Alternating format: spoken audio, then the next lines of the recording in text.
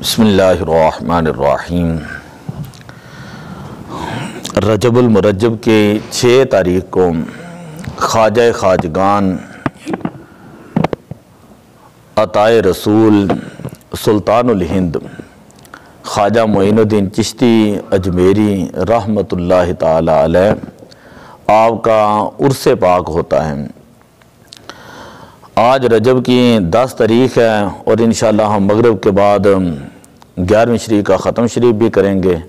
اور آج ہی حضرت سیدنا سلمان فارسی رضی اللہ تعالیٰ عنہ آپ کا بھی یوم وصال ہے۔ ایک دو باتیں خواجہ صاحب کے حوالے سے سماعت فرمائیں کہ آپ ایران کے شہر سیستان اس کے علاقے ساجز اس کے اندر پیدا ہوئے، جس وجہ سے تھوڑا سا تبدیل کر کے ان کو سنجری جو ہے وہ پڑھا جاتا ہے،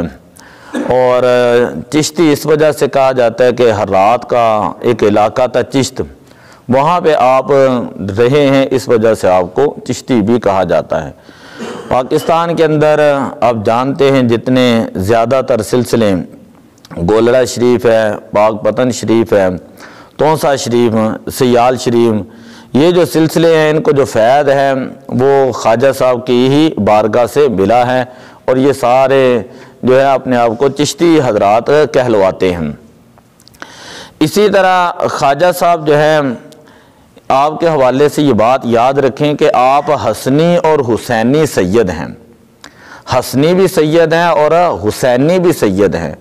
والد کی طرف سے آپ حسینی سید ہیں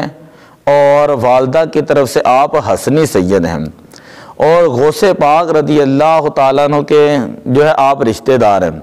رشتے کے اندر غوث پاک رضی اللہ تعالیٰ عنہ آپ کے ماموں لگتے ہیں، کہ رشتے کے اندر وہ آپ کے ماموں لگتے ہیں۔ جس وقت غوث پاک کا زمانہ تھا وہ آپ بڑھاپے کے اندر تھے، تو خواجہ صاحب کی اس وقت جوانی تھی۔ خیر 15 سال کی عمر کے اندر آپ کے والد کا وصال ہوا، اور اس کے کچھ دیر بعد آپ کی والدہ کا وصال ہوا۔ پھر آپ نے تعلیم حاصل کرنے کا ارادہ کیا، تو آپ جو ہے یہ بخارا کی طرف پڑھنے کے لیے آئے۔ کسی دور کے اندر یہ بخارا، جہاں پر امام بخاری رحمۃ اللہ تعالی علیہ کا مزار ہے، سمرقند، وہ ایک علم کا مرکز ہوتا تھا، اور یہ بھی ایک آگے لمبی بحث ہے کہ مکہ سے علم چلا مدینہ پاک، پھر مدینہ پاک سے جو ہے وہ شام کی طرف، پھر عراق کی طرف، پھر اس کے بعد یہ ایران فتح ہوا تو یہ ایران کی طرف آئے مسلمان، پھر اس کے بعد یہ جتنے علاقے ہیں تاجکستان، ازبکستان، قازقستان ہیں، جہاں پر آج بھی اس وقت بھی جنہوں نے سیاستہ لکھی ہے ان کے مشائخ ساری یہاں پر رہتے ہیں، ان کے مزارات ہیں۔ فقہ کی جتنی کتابیں ہیں ہدایہ وغیرہ، وہ سارے جو ہے وہ زیادہ تر جو ہے ان علاقوں کی طرف وہ بزرگ رہتے ہیں۔ اب دیکھیں امام اعظم ابو حنیفہ رحمۃ اللہ تعالی علیہ آپ بھی عراق کے ہیں، امام شافعی عراق کے ہیں، تو خیر بات دوسری طرح چلی جائے گی۔ تو آپ پڑھنے کے لیے جب آئے تو پھر آپ نے علم حاصل کیا۔ ایک مرتبہ آپ اپنے باغ کے اندر تھے، کتابوں کے اندر آتا ہے کہ آپ اپنے باغ کی نگرانی کیا کرتے تھے، کہ ایک بزرگ آپ کے پاس آئے، انہوں نے کہا کہ مجھے بھوک لگی ہے، کوئی چیز ہے کھانے کے لیے۔ تو خواجہ صاحب نے اپنے باغ سے انگوروں کا ایک خوشہ ان کو پیش کیا، انہوں نے تناول فرمایا، اور ان کے پاس اس وقت زنبیل فقیر تھیں، یعنی جس طرح وہ پہلے بزرگ ہوتے ان کے پاس کوئی تھیلا ہوتا،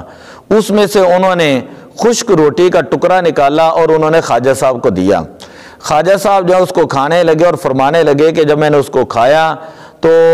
اتنی نورانیت تھی کہ میرے دل اور دماغ کے اوپر جو ہے وہ روحانیت طاری ہو گئی، اور اس طرح جو ہے آپ فرماتے ہیں کہ میں نے ان سے پوچھا کہ تمہارا نام کیا ہے؟ انہوں نے کہا کہ میرا نام حضرت ابراہیم قندوزی ہے، میرا نام ابراہیم قندوزی ہے رحمۃ اللہ تعالی علیہ۔ پھر خواجہ صاحب فرماتے ہیں کہ میں نے ان سے یہ عرض کی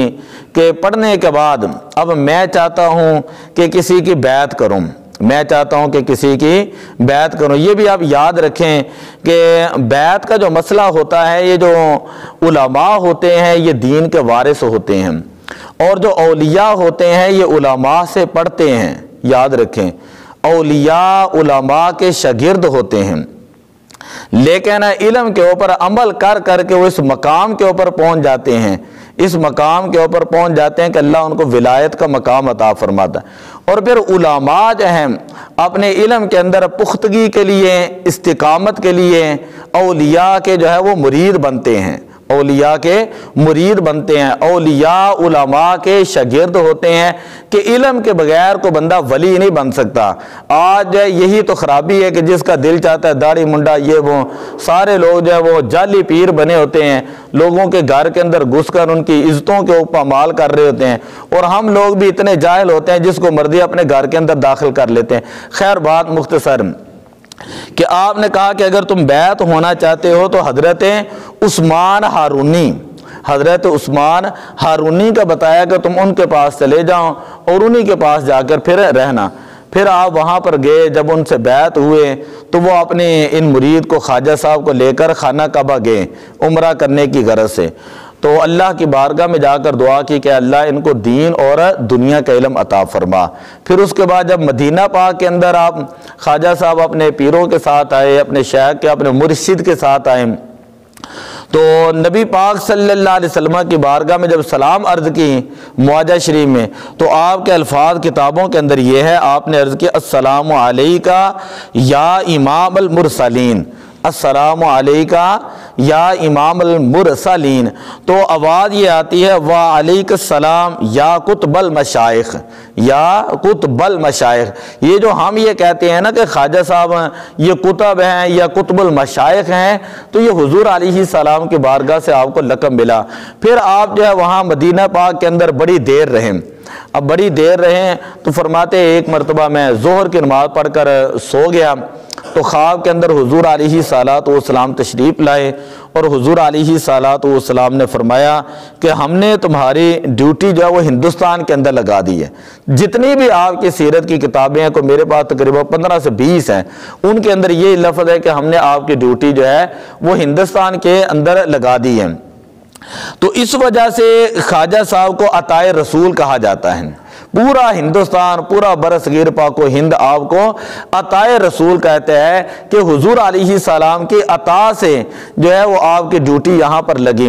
جب آپ واپس آئے تو ظاہر بات انہی علاقوں سے گزر کر آنا تھا، بغداد شریف سے جب گزرے، عراق سے گزرے، تو غوث پاک کو ملے، تو یعنی غوث پاک رشتے میں آپ کے ماموں تھے، تو کہا کہ اس طرح نبی پاک صلی اللہ علیہ وسلم کی طرف سے ڈیوٹی میری ہندوستان میں لگی ہے، تو مجھے اجازت دے، میں جا رہا ہوں۔ تو غوث پاک رضی اللہ تعالیٰ نے فرمایا کہ میں تمہیں یہ کہتا ہوں جب تم نے جانا ہے انڈیا کے اندر، تو راستے کے اندر داتا علی حجویری ہے، علی بن عثمان ان کا مزار ہے، اور وہاں سے تم نے ہو کے جانا ہے۔ یہ یاد رکھیں، غوث پاک کے زمانے سے پہلے بھی داتا صاحب کا زمانہ ہے، داتا صاحب کا زمانہ غوث پاک کے زمانے سے پہلے ہے، اور داتا صاحب کا زمانہ خواجہ صاحب کے زمانے سے بھی پہلے کا زمانہ ہے۔ تو خیر جب آپ خواجہ صاحب یہاں سے ہو کر گئے تو آپ نے بڑا پھر آگے مشہور بات ہے کہ آپ نے یہاں پر اللہ کی عبادت کی، اور تصوف کے اندر اس کو چلہ کہا جاتا ہے۔ 40 دن آپ نے یہاں پر رہ کر اللہ کی عبادت کی، چلہ کاٹا، اور جب جانے لگے تو آپ نے فرمایا تھا کہ گنج بخش فیض عالم مظہر نور خدا، نا کی سارا پیر کامل کامل آرا رہنما۔ تو اس وقت نہ کوئی نیٹ تھا، نہ اس طرح کی کوئی ڈیوائسز ہوتی تھیں، نہ کوئی معاملات تھے، لیکن یہ ہے کہ نبی پاک صلی اللہ علیہ وسلم کا ہم یہ کہتے شہزادے کی زبان تھے، اور یہ الفاظ نکلیں تو آج 300 400 500 سال گزر چکے ہیں، اتنا عرصہ گزر چکا ہے، تو آج بھی لوگوں کو یہ فارسی کا شعر ضرور یاد ہے، اگرچہ معنی نہیں آتا۔ گنج بخش کا معنی ہوتا ہے خزانے لٹانے والا، گنج بخش خزانے لٹانے والے، فیض عالم ایک جہان کو فیض دینے والے، مظہر نور خدا اللہ کے انوار و تجلیات کے مظہر، یعنی داتا صاحب اللہ کے انوار و تجلیات کو لٹانے والے ہیں، اور ان کا یہ مظہر ہے، آپ سے اظہار ہوتا ہے ان چیزوں کا۔ ناقصارا پیر کامل کامل آرا رہنما، کہ جو ناقص ہیں ان کے لیے پیر کامل ہیں، اور جو کامل ہیں ان کے لیے داتا صاحب جو وہ رہنما ہے۔ اسی وجہ سے خواجہ غریب نواز رحمۃ اللہ تعالیٰ علیہ فرماتے جس کا پیر نہ ہو اسے چاہیے کہ داتا صاحب کی کشف المحجوب پڑھیں، داتا صاحب کی کشف المحجوب پڑھ لے۔ کشف المحجوب شیخ جیسا جو ہے اس کی رہنمائی بھی کرے گی اور اس کا کام دے گی۔ تو دعا اللہ تعالیٰ ہمیں ان بزرگان دین سے محبت کی توفیق عطا فرمائے۔ بات لمبی ہو گئی۔ الصلاۃ والسلام علیکم۔